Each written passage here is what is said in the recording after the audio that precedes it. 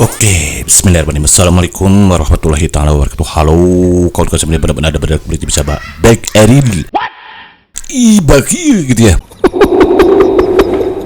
Semoga kita selalu dalam keadaan baik dan kebaikan selalu menyertai kita. Amin. Oke, kawan-kawan, alhamdulillah kembali kesempatan untuk berbagi soal disertai pembahasan lengkap untuk kita persiapan di menghadapi CPNS tahun 2024. Dan pada kesempatan ini Maki akan alhamdulillah sudah bisa masuk di part 23. Jadi untuk kawan-kawan yang bersinggah di sini, silakan kawan-kawan searching lagi video Maki dari part 1 sampai 22 ada. Ya, gitu kan ya. Dan untuk kawan-kawan yang belum subrek ya, agar jangan lupa untuk tetap subrek ya, biar nanti memastikan bahwa setiap video Maki yang bagikan bisa kawan-kawan dapatkan segera mungkin, gitu kan ya. Dan tentunya soal yang Maki buatkan ini disesuaikan dengan kisi Menpan RB nomor 321 tahun 2004. Untuk soal TKD atau SKD TWK, tes wawasan kebangsaan, dan pada kesempatan ini Maki akan fokus di pilar negara ya. Karena sebagaimana kita tahu bahwa pilar negara merupakan salah satu soal yang akan atau materi akan muncul di SKD TWK ini. Untuk lebih jelasnya kita simak dulu Kemenpan RB nomor 321 tahun 2004 nih kawan-kawan ya. Di sini ada dan materi-materi akan muncul nih, kisi-kisinya gitu lah. Ini untuk TWK. Ada nasionalisme, ini makanya sudah bahaskan ya untuk yang soal terbarunya. Kemudian bela negara juga sudah. 3 mungkin integritas, pilar negara, bahasa negara. Dan untuk soal pilar negara ini Maki buatkan, namun ini mungkin sifatnya masih pemanasan gitu kan ya. Nanti kalau sudah banyak viewsnya, nanti Maki akan kembali dengan soal-soal yang lebih hot ya. Kalau kata teman-teman Maki itu lebih diracik lagi soalnya. Gitu ya. Di masalah pilar negara itu ada tujuannya untuk mampu membentuk karakter positif melalui pemahaman dan pengamalan nilai-nilai dalam Pancasila. Jadi di antaranya itu di dalamnya ada pengamalan nilai Pancasila, Undang-Undang Dasar, ya, kemudian NKRI dan Bhinneka Tunggal Ika, gitu kawan-kawan ya. Pokoknya itu satu kita ketik kopi gitu kan ya. Oke, di sini sudah sedikit soal masalah, namun apapun masalahnya menunya tebuto sosro gitu ya. Selalu bisa dengan semuanya semuanya pus solution. Biar apa? Iya betul, biar inspirasi gitu kan ya.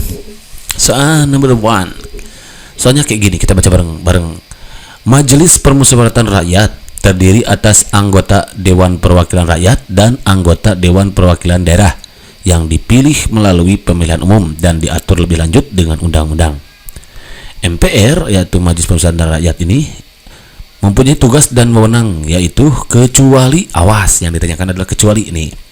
Intinya ternyata kita diharuskan mencari tugas dan wewenang DPR yang kecualinya mana nih. Oke kawan-kawan, perlu kita ketahui bahwa ternyata MPR itu terdiri atas anggota DPR nih. Jadi siapa tahu nanti yang ditanyakannya ini ya. Kita harus tahu bahwa MPR itu terdiri dari anggota DPR gitu ya, dan anggota DPD, Dewan Perwakilan Daerah yang dipilih melalui pemilu tentunya ya. Untuk mengetahui tugas dan wewenang DPR ya, MPR atau MPR gitu ya, maka kita harus tahu dulu nih tugas dan wewenang MPR. Nah, berikut Maki sertakan tugas dan wewenang MPR. 1. Tugasnya itu adalah mengubah dan menetapkan undang-undang dasar nih. Yang kedua, melantik presiden dan wakil presiden berdasarkan hasil pemilihan umum dalam sidang paripurna MPR. Yang ketiga, memutuskan usul DPR berdasarkan putusan Mahkamah Konstitusi untuk memberhentikan presiden. Jadi bisa memberhentikan presiden untuk keputusannya atas usul DPR, tapi ya DPR usul dulu untuk memberhentikan presiden nih. Nah, nanti berdasarkan putusan Mahkamah Konstitusi untuk memberhentikan presiden dan wakil presiden dalam masa jabatannya setelah presiden dan atau wakil presiden diberi kesempatan untuk menyampaikan penjelasan di dalam sidang paripurna MPR. Yang keempat, melantik wakil presiden menjadi presiden apabila presiden mangkat, berhenti, diberhentikan atau tidak dapat melaksanakan kewajibannya dalam masa jabatannya. Nah, tugasnya itu adalah melantik presiden, wakil presiden menjadi presiden ya, kawan. Oke, nomor 5 tuh memilih wakil presiden dari 2 calon yang diajukan presiden apabila terjadi kekosongan jabatan wakil presiden dalam masa jabatannya selambat-lambatnya dalam waktu 60 hari nih.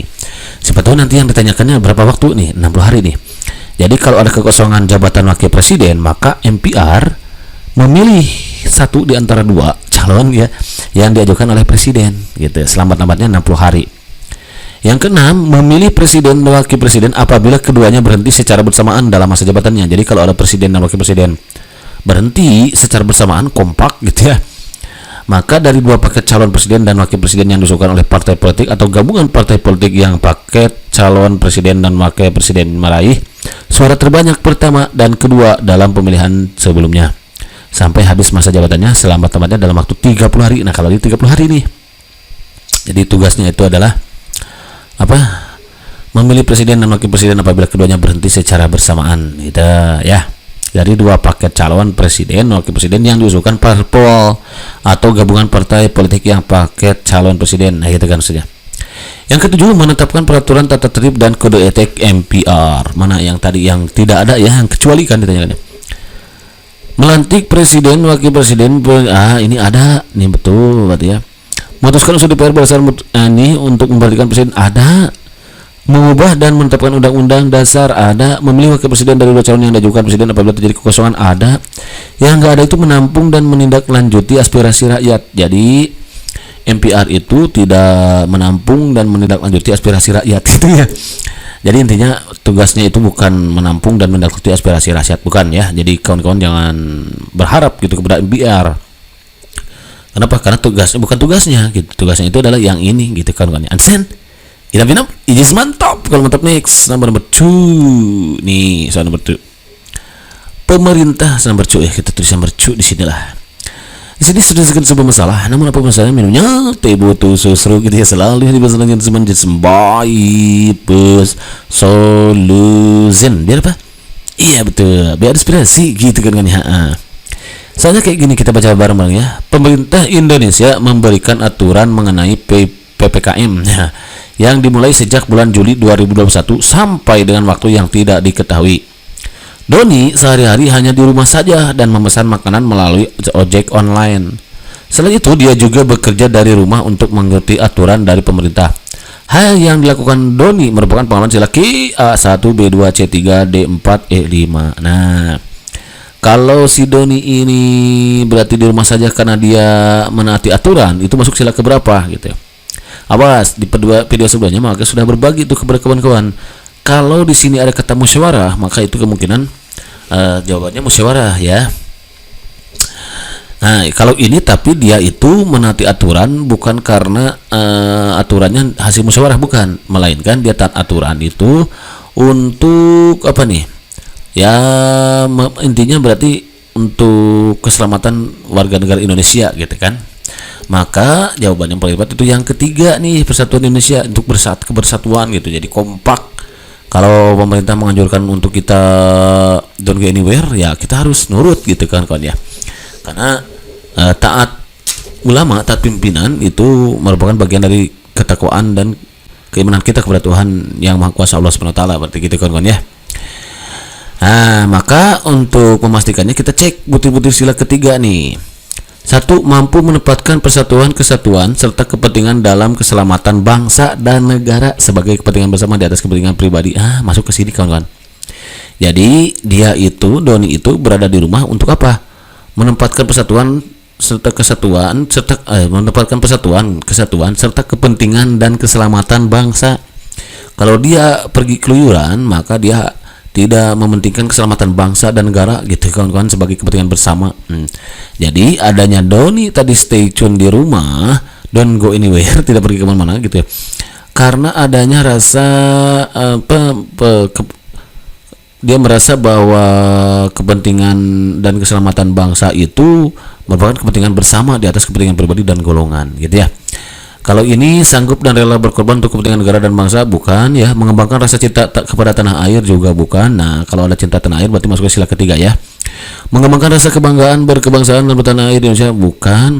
Memelihara ketertiban dunia bersama kemerdekaan perdamaian, bukan. Mengembangkan persatuan Indonesia atas bahasa mereka, bukan. Memajukan perubahan. Oke, jadi lebih tepatnya itu sila ketiga butir ke-1 kawan-kawan ya, yang tadi itu ya.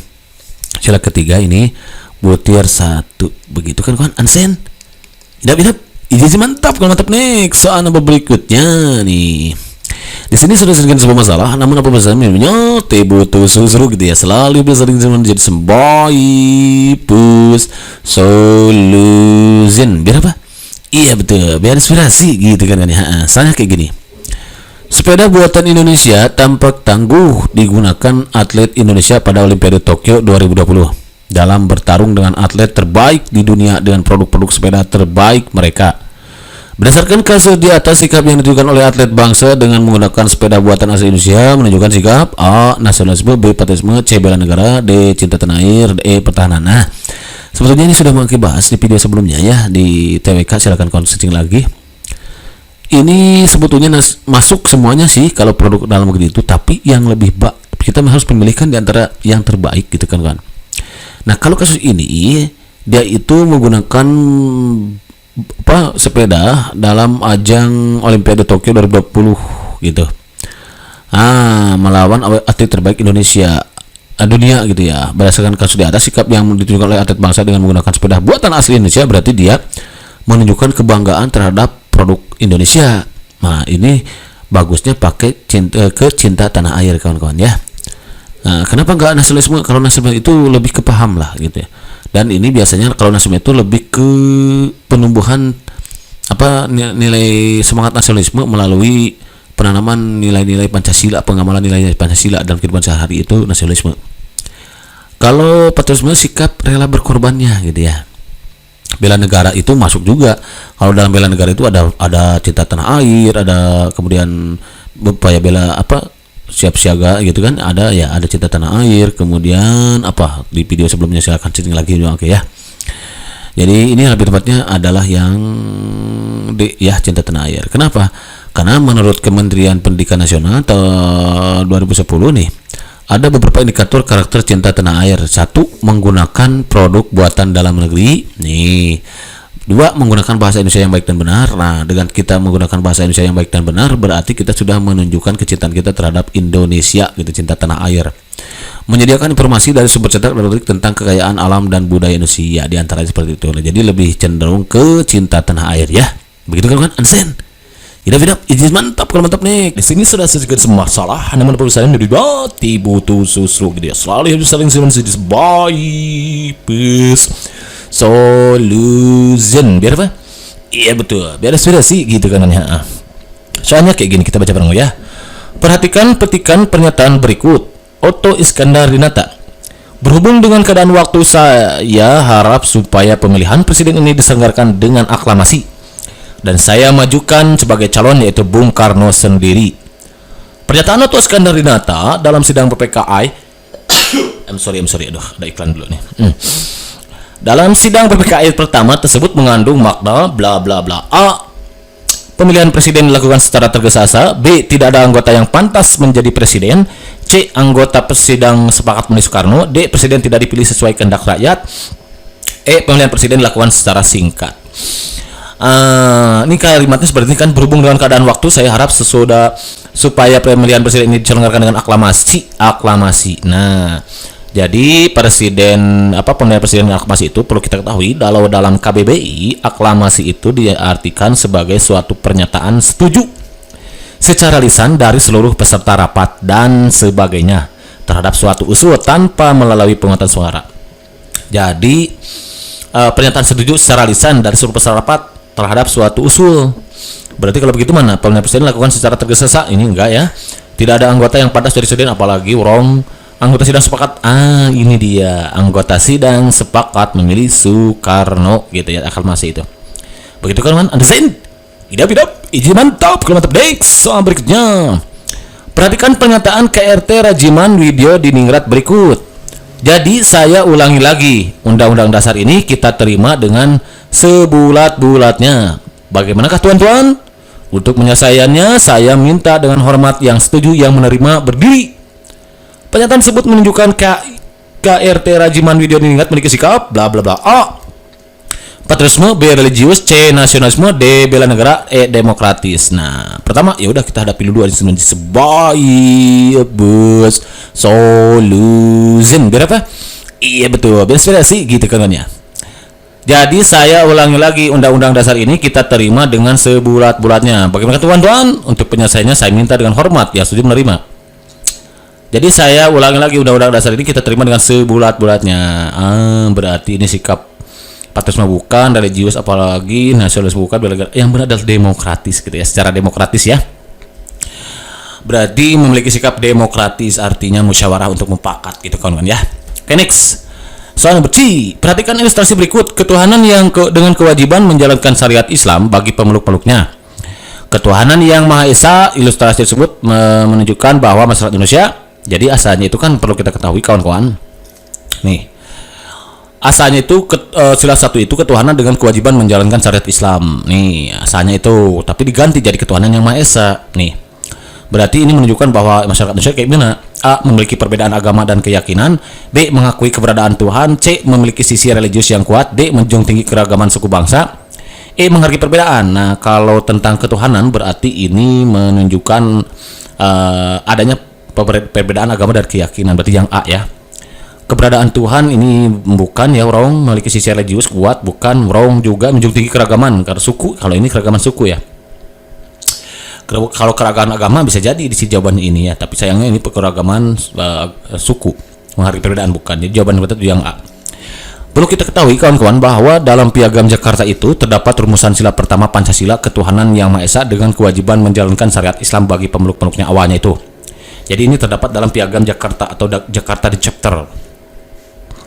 Rumusan ini pada tanggal 12 Agustus 1145 berubah menjadi ketuhanan yang Maha Esa nih. Kesepakatan ini terjadi setelah adanya lobi dari Bung Hatta. Jadi yang mengusulkan itu Bung Hatta kepada kelompok Islam yang digawangi Ki Bagus Hadikusumo. Ada ulama ya. Jadi dalam perusahaan Pancasila itu ada ulamanya kawan-kawan. Karena ada utusan kelompok dari tokoh di Indonesia di timur yang mengancam akan memisahkan diri dari Indonesia bila rumusan sila pertama dalam Piagam Jakarta tetap menggunakan frasa kewajiban menjalankan syariat Islam bagi peluknya. Jadi atas nama persatuan, kesatuan, maka diusulkan oleh Bung Hatta untuk diganti gitu ya. Pada lobi yang berlangsung di sore hari tanggal 17 Agustus 1945 sempat terjadi kekhawatiran bila usaha itu akan mengalami kegagalan. Semua tahu akan sikap keras Ki Bagus Hadikusumo yang menganggap rumusan Piagam Jakarta sudah final dan merupakan jalan kompromi terbaik. Namun Hatta tak putus asa. Dia kemudian memilih Kasman Singodimejo untuk melunakkan hati Ki Bagus Hadikusumo. Jadi setelah Hatta kurang berhasil, waktu itu mengutus Kasman Singodimejo.